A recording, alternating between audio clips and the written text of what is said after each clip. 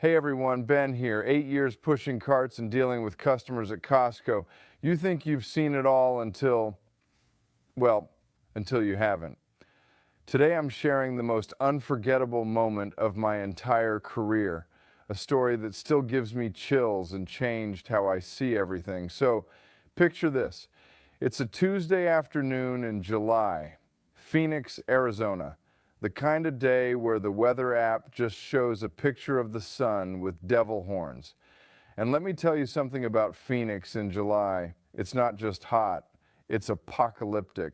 We're talking 118 degrees in the shade, if you can find any shade. The kind of heat that makes your car steering wheel too hot to touch. The kind of heat where the asphalt gets so soft you can actually see your footprints in it. The kind of heat where walking from the store to your car feels like crossing the surface of Mars. I've been working at Costco for 8 years now. Started when I was 19, right out of high school. My mom said I needed to learn responsibility. Get a job, Ben, she said. Learn what real work feels like. Well, Mom, mission accomplished. Because let me tell you, being a cart attendant at Costco is real work, especially in Phoenix, especially in July. I've pushed thousands of carts, dealt with every type of customer you can imagine. The sweet elderly ladies who slip you $5 and tell you you're doing a great job. The soccer moms who act like you're invisible until they need help loading their SUV. The guys who think they're too tough to need help, but then throw out their back trying to lift a case of water. I've seen people fight over parking spaces like they're defending their homes. I've watched grown adults have meltdowns because we're out of their favorite flavor of muffin. I've been screamed at, sworn at, ignored, and occasionally appreciated. But this day was different. I clocked in at noon, same as always. The heat was already brutal.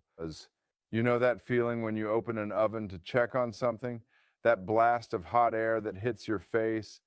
That's what it felt like just stepping outside. My supervisor, Maria, was waiting for me with the usual speech. Ben, it's going to be a rough one today. Temperature is supposed to hit 120 by 3 o'clock. Make sure you're drinking water every 15 minutes. I don't want anyone passing out on my watch. Maria's good people. Been there 12 years. Worked her way up from cart attendant to supervisor. She looks out for us, which is more than I can say for some places. So I grab my radio, clip it to my vest, and head out into the furnace. The parking lot is this massive expanse of black asphalt that stretches for what feels like miles. Cars parked in neat rows, their metal bodies baking in the sun like giant ovens on wheels. The air shimmers above the pavement like water. I can feel the heat radiating up through the soles of my shoes. My uniform, this bright red Costco vest over a white polo shirt, is already starting to stick to my back. And I've been outside for maybe 2 minutes. The first hour is always the hardest. Your body hasn't adjusted yet. You're still shocked by the intensity of the heat. Every breath feels like you're inhaling fire, but you push through. You have to, because those carts don't collect themselves. And customers keep coming. They pull up in their air-conditioned cars, hop out for the 30-second sprint to the store entrance, and leave their carts scattered everywhere like metallic tumbleweeds. Some people make an effort. They'll push their carts toward the cart return area. Maybe not all the way in, but close enough that I appreciate the gesture. Others just abandon them wherever they happen to be standing when they finish unloading, between parking spaces in the middle of driving lanes. Once I found a cart in the landscaping, somehow wedged between two palm trees. To this day, I have no idea how it got there, but that's the job. You collect the carts, you organize them, you push the long trains of 20 or 30 carts back to the store. You do it in 120-degree heat, you do it with a smile, and you pretend like it doesn't feel like you're slowly being cooked alive. So I'm about 2 hours into my shift, working my way through the far section of the parking lot. This is where the smart customers park, the ones who don't mind walking an extra 50 yards to keep their cars out of the direct sun, under the few scraggly trees that provide maybe 6 square feet of shade each. I'm collecting carts, falling into that familiar rhythm. Grab, push, stack, grab, push, stack. The metal is so hot, I can only touch it for a few seconds at a time. Even through my work gloves, the handles feel like they just came out of a forge. Sweat is pouring down my face, dripping off my chin. I've already gone through 2 bottles of water. My radio crackles. Ben, you doing okay out there? It's Maria. Still breathing, I respond, though I'm starting to understand what a lobster feels like. She laughs. Take a break if you need to. Come inside for 5 minutes. I'm good, almost done with section C. That's when I hear it, this sound. Faint at first, almost like crying, but not human crying, something else. I stop pushing the cart train I've been assembling. Listen, there it is again. Definitely not human. It's coming from somewhere in the maze of parked cars, high-pitched, desperate. I start walking toward the sound, weaving between SUVs and sedans, getting closer. The sound is getting clearer now. It's definitely an animal, a dog maybe, but it sounds distressed, really distressed. I'm moving faster now, following the sound through the rows of cars. My heart is starting to beat faster because I have a sinking feeling I know what I'm about to find, and then I see it. Row G Space 47, a brand new Mercedes GLS SUV, Arctic white, probably cost more than I make in 3 years. The kind of car that screams, I have money and I want everyone to know it. Windows rolled up tight, not even cracked, engine off, and inside, oh God, inside, pressed against the rear passenger window, is a puppy, a golden retriever puppy, maybe 2 months old, tiny, helpless, and in serious trouble. His little pink tongue is hanging out, and he's panting so hard his whole body is shaking. His paws are pressed against the glass like he's trying to push his way out. When he sees me, he starts whimpering louder, like he knows I might be his only chance. I can see the panic in his eyes, those big, brown, innocent eyes that are begging me to help. My stomach drops like I just went over a cliff. In 8 years of doing this job, I've seen some things. I've seen people leave their groceries in hot cars and come back to find everything spoiled. I've seen people leave their phones on their dashboards and come back to find them fried. I've even seen people leave their kids in cars for just a minute while they ran inside. But this hits me different. Maybe because dogs are so helpless.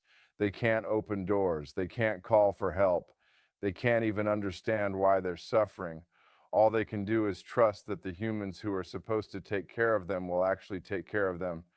And right now, that trust is being violated in the worst possible way. I press my face against the window. The puppy sees me and gets more agitated, not scared of me, excited, like he knows I'm there to help. His tail is trying to wag, but he's too weak. The effort just makes him pant harder. I can see there's a little water bowl in there, bone dry. Not even a drop left. There's also a small blanket, the kind you'd put in a dog crate. It's soaked with sweat and saliva. This little guy has been in here for a while. I need to find the owner. Fast. I look around the parking lot, no one in sight. I check the license plate and memorize it. Arizona plates. Personalized HLNRCR1. Helena Richardson, maybe. I start jogging toward the store. Then I'm running. Then I'm sprinting like my life depends on it, because maybe it doesn't depend on it, but this puppy's life definitely does. The automatic doors whoosh open, and the blast of air conditioning hits me like a wall. For a second, I'm disoriented. Going from 120 degrees to 72 degrees in an instant is like jumping into an ice bath. But I don't slow down. I'm running through the store now. Past the shopping carts, past the electronics section, past the clothing racks. People are staring at me. This sweaty, red-faced guy in a Costco vest running through the store like he's being chased. But I don't care. I reach the customer service counter. Jessica is there.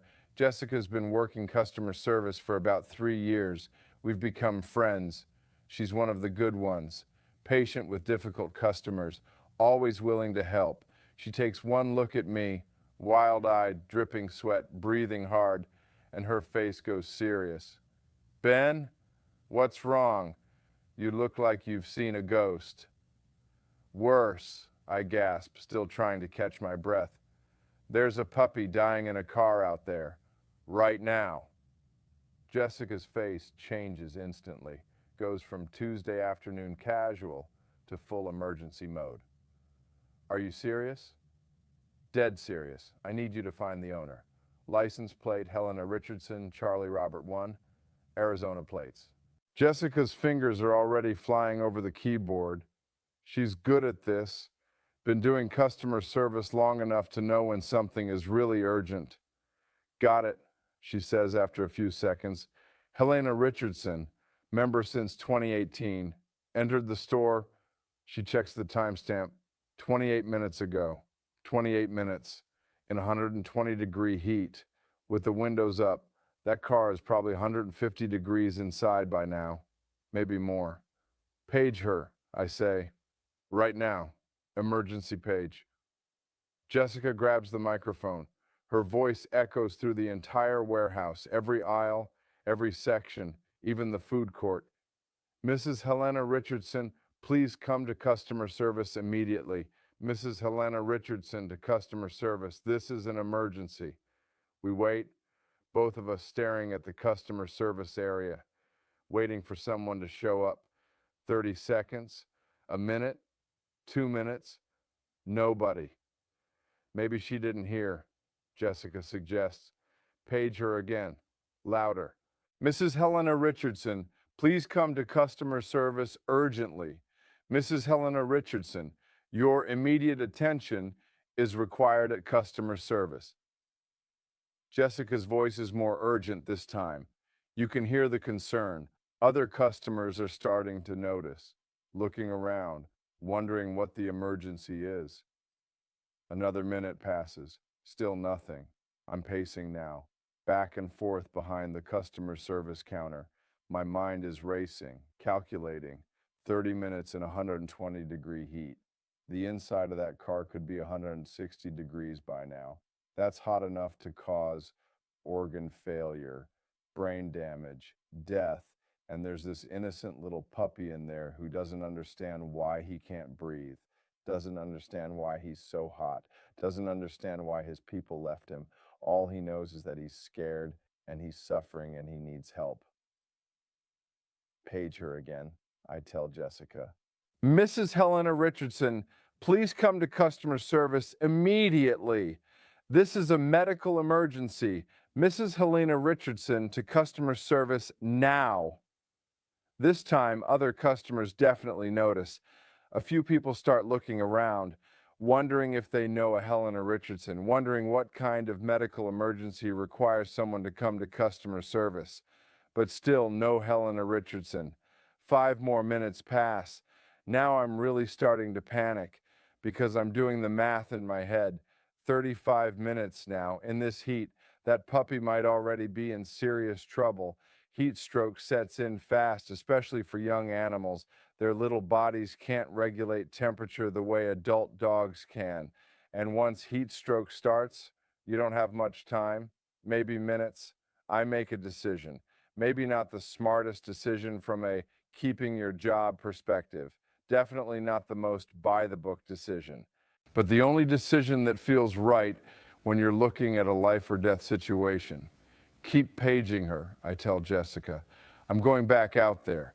Ben, what are you going to do? Whatever I have to do. Ben, you can't break into someone's car. Watch me. I head back toward the exit, back into the furnace. The heat hits me again like a physical force, but this time I barely notice it. I'm focused, running on pure adrenaline and determination. I sprint across the parking lot, back to row G, back to space 47, back to that white Mercedes. The scene is worse than when I left. The puppy has collapsed. He's lying on his side on the back seat. His eyes are half closed. His breathing is rapid and shallow. When he sees me through the window, he tries to lift his head, tries to wag his tail, but he barely has the strength. It's like he's saying, "Oh, you came back. I knew you'd come back. Please help me." That's when I noticed something I missed before. The driver's side window, it's not completely closed. There's a crack, maybe an inch, just enough space to see the black rubber weather stripping, just enough space to get my fingers in there. Now, I want to be clear about something. I'm not the kind of person who goes around breaking into cars. I've never stolen anything in my life. I've never vandalized property. I respect other people's stuff. But this isn't about stuff anymore. This is about life. This is about an innocent creature who's going to die if someone doesn't act. And right now, I'm the only someone around. So I work my fingers into that crack at the top of the window. The glass is hot, hot enough to burn, but I grip it anyway and I start pulling down. Have you ever tried to force down a power window when the car is off? It's like arm wrestling with a machine. The electric motor that raises and lowers the window is designed to hold it in place. It's fighting me every millimeter of the way. My fingers are getting scraped up on the rubber weather stripping. The hot glass is burning my palms. Sweat is pouring into my eyes, making it hard to see, but I keep pulling, millimeter by millimeter. The window starts to give. 1 inch down, 2 inches, 3. The gap is getting bigger. I can feel hot air starting to escape from inside the car, air that feels like it's coming from a blast furnace. 4 inches, 5. Now I can get my whole hand inside. The air in there is unbelievable. It's like sticking your hand into an oven. The steering wheel is too hot to touch. The seats are radiating heat. Everything metal inside the car, the door handles, the seat belt buckles, the radio knobs, is hot enough to cause burns. And this poor little puppy has been breathing this superheated air for almost 40 minutes. 6 inches, 7. Now I can fit my arm through. I reach inside and fumble for the door lock. The plastic door panel is so hot it's almost soft. I find the lock switch and flip it. Click. The door unlocks. I pull my arm back out and grab the door handle. The metal is so hot I can only touch it for a second at a time. Using the bottom of my shirt to protect my hand, I pull the door open. The blast of superheated air that comes out of that car, I can't even describe it. It's like opening the door to hell. The air is so hot it's visible. It shimmers and waves like water. It burns my lungs when I breathe it. It makes my eyes water instantly. And inside this mobile furnace is a tiny, helpless puppy who's been fighting for his life. I lean into the car. The heat is incredible. It feels like my skin is going to start melting, but I reach for the puppy. He's unconscious now. His little body is completely limp. His fur is soaking wet with sweat and saliva. When I touch him, he's burning up. His body temperature is way too high, but his heart is still beating, fast and weak, but beating. I scoop him up as gently as I can. He weighs maybe 4 pounds, light as a feather. His little head lolls against my arm. "You're going to be okay, buddy," I whisper. "You're going to be okay. I've got you now." That's when I hear the voice behind me. "Excuse me, what the hell do you think you're doing to my car?"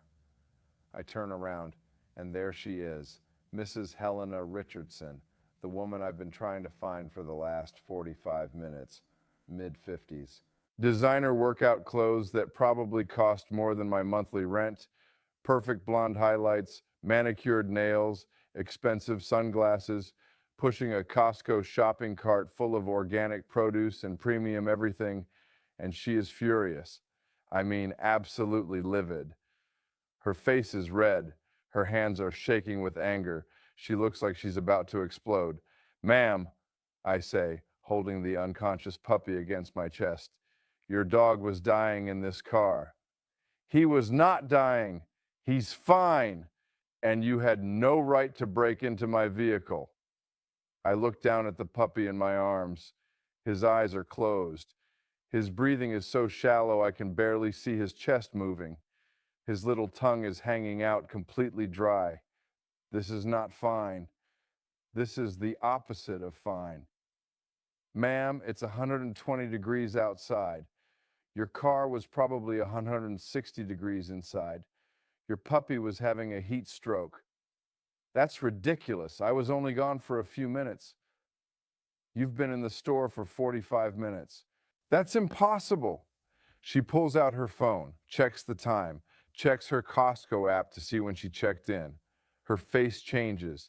The anger flickers for just a second. She realizes I'm right.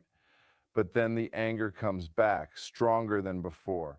Because admitting she was wrong means admitting she almost killed her dog. And that's harder than staying angry at me. Well, he's fine, she insists. Look at him. He's just sleeping. She gestures at the puppy in my arms. The puppy who is unconscious, who is barely breathing, who might have permanent brain damage from the heat. Ma'am, he's not sleeping. He's unconscious. He needs medical attention right now. You're being dramatic. He just needs some water. He had water. Look in your car.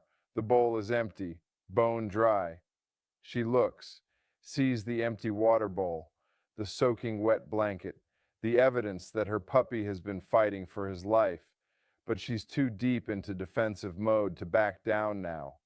Well, that's just, you still had no right to break into my car.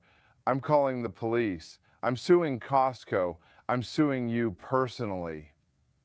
This is the moment where 8 years of customer service experience goes out the window, where being polite and professional stops being an option, where I realize that sometimes you have to choose between keeping your job and doing what's right, and this is an easy choice. Ma'am, I say, and my voice is different now, harder, more direct. I don't care about your lawsuit. I don't care about the police. I don't care about my job. Your puppy almost died because of your negligence. Right now, I care about getting him the medical attention he needs. How dare you speak to me like that? I'm a customer. The customer is always right. The customer is not always right, especially when the customer is wrong in a way that almost kills an innocent animal. She's shocked. Nobody has ever talked to her like this, especially not a retail employee, especially not someone wearing a Costco vest. She's used to people apologizing to her, backing down, giving her whatever she wants to make her happy. But I'm holding her dying puppy, and I'm done pretending that her feelings are more important than his life. I want to speak to your manager, right now. Great, you can speak to him after we get your dog to a veterinarian. I turn and start walking toward the store, carrying the unconscious puppy. Mrs. Richardson is following behind me, still yelling. You can't just walk away from me. I'm talking to you. This is unacceptable. I'm never shopping at Costco again. But I'm not listening anymore. I'm focused on the puppy in my arms, on getting him somewhere cool, somewhere safe, somewhere he can get help. I push through the automatic doors. The air conditioning hits us like a wave of relief. The puppy stirs slightly. His eyes flutter open for just a second. He looks up at me with those big brown eyes, and his little tail gives the faintest wag, like he knows he's safe now, like he's saying thank you. That's when I start crying. Right there in the entrance of Costco, surrounded by shopping carts and customers, holding a puppy I've never met before, crying like a baby because this little guy is going to make it. Jessica sees me coming and rushes over. Oh my God, Ben, is he? He's alive, barely. We need to call an emergency vet. Now. Jessica is already on her phone, dialing information, looking up emergency animal hospitals. Other customers are starting to notice. A crowd is gathering. Someone brings me a bottle of cold water. Someone else brings wet paper towels. An elderly man offers me his chair. A woman with kids starts crying when she sees the puppy. What happened? She asks. Left in a hot car, I explain, for almost an hour. The crowd gasps, shakes their heads. Someone mutters, "How could anyone do that to a puppy?" I start dabbing the cold water on the puppy's paws, on his nose, on his ears, trying to cool him down gradually. Not too fast, I know that can cause shock, just enough to bring his core temperature down. He responds to the cold water, opens his eyes wider, starts to lift his head. His breathing becomes a little stronger, a little more regular. "Come on, buddy," I whisper. "That's it. You're going to be okay." Jessica finds an emergency vet clinic about 10 minutes away. Phoenix Animal Emergency Center, she tells me.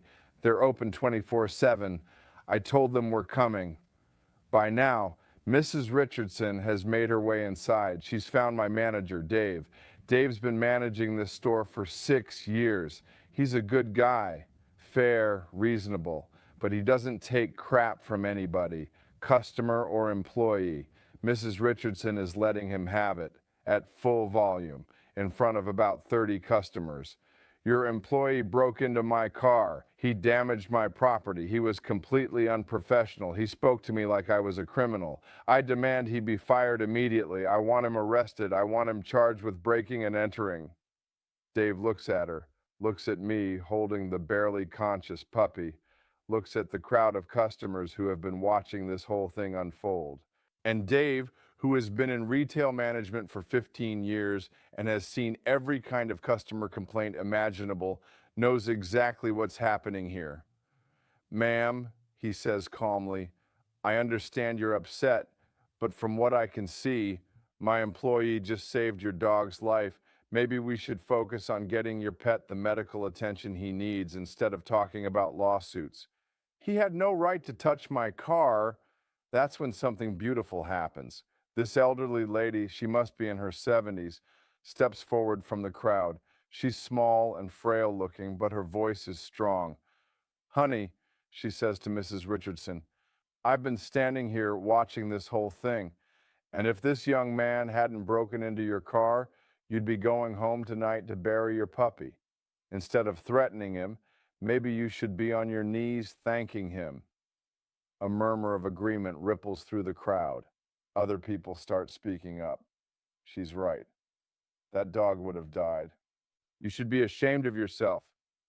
Thank God someone was paying attention. This kid's a hero. Mrs. Richardson looks around. She's surrounded by about 40 people now, and every single one of them is looking at her with disapproval, some with disgust, some with anger. She's used to being the center of attention, but not like this, not with people judging her, blaming her, seeing her as the villain in this story. And for the first time since this whole thing started, I think it really hits her. What almost happened, what I prevented, what she almost did to her own dog. Her whole demeanor changes. The anger drains out of her face. Her shoulders slump. She looks smaller somehow, vulnerable. She walks over to where I'm sitting with the puppy. Is he going to be okay?" Her voice is different now, quieter, scared. "I think so," I tell her. "But he needs to see a vet right away. He was unconscious for several minutes. That's serious." She nods, reaches out hesitantly, and gently pets the puppy's head. He opens his eyes and looks at her, recognizes her. His tail wags weakly. Even after everything she put him through, he still loves her. Because that's what dogs do.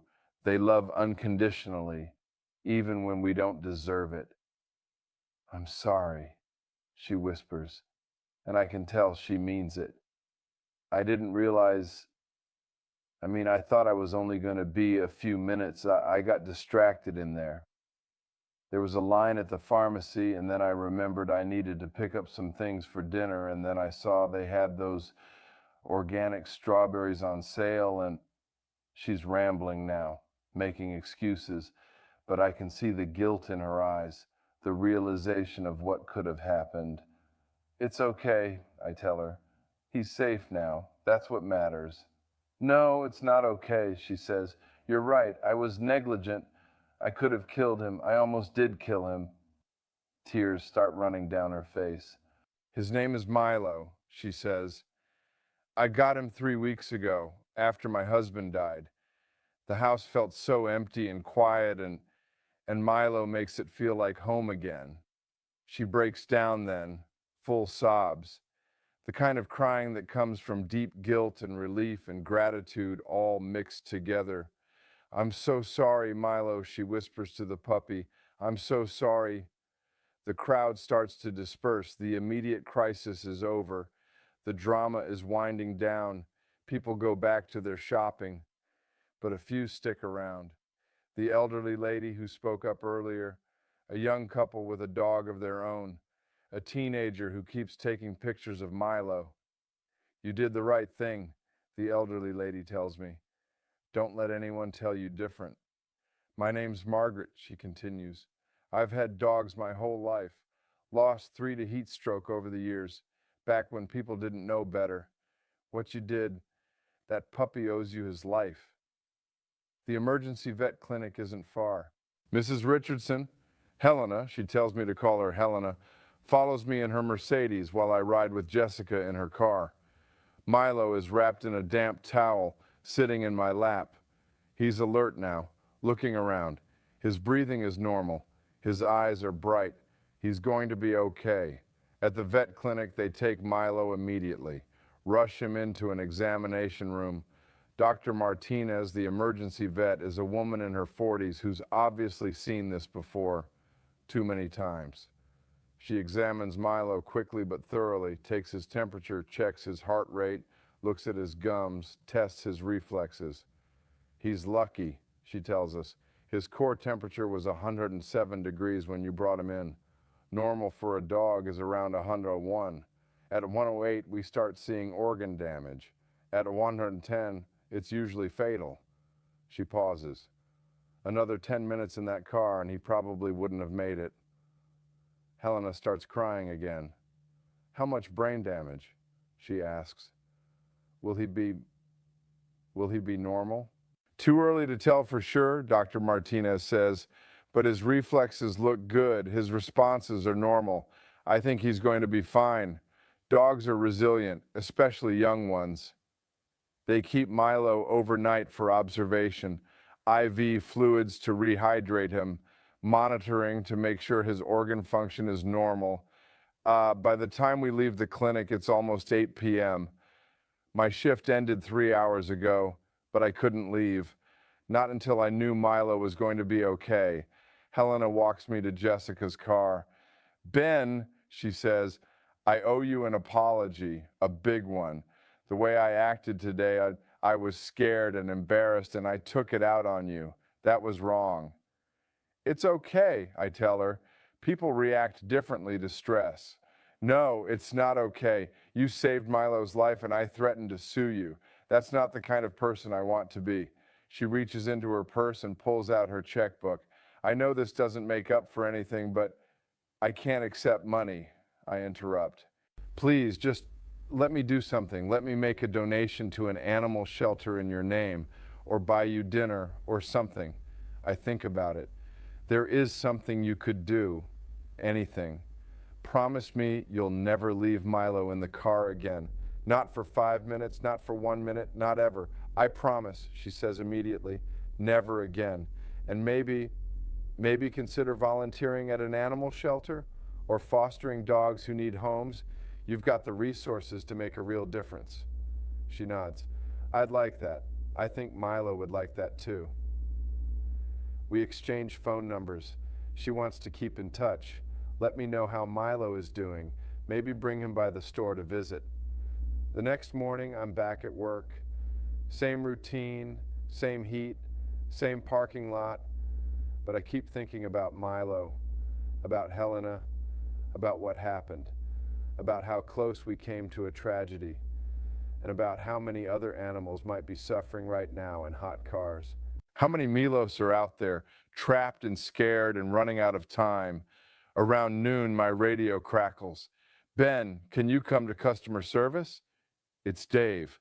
I walk inside, wondering if I'm in trouble, if Helena changed her mind about the lawsuit, if corporate heard about what happened and decided I overstepped.